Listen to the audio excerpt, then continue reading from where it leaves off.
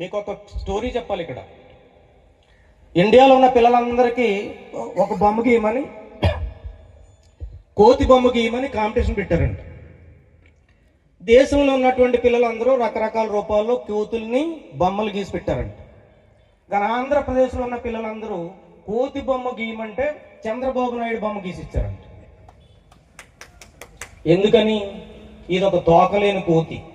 అధికారం చేతిలో ఉన్నప్పుడు అది ఎలా ప్రవర్తిస్తుందో, ఎవడి మెడ మీద కత్తి పెడతాదో, ఎవడినో ఇంట్లో పెట్టి ఊదర కొడతాదో, ఎవడి మీద వాటర్ క్యానన్లు పెడతాదో, ఎవడిని గుర్రాలు పెట్టి తొక్కిస్తాదో, ఎవడి నెత్తి మీద లాఠీలు విరగొడతాదో తెలియని కోతి చేతిలో అధికారం ఉంది.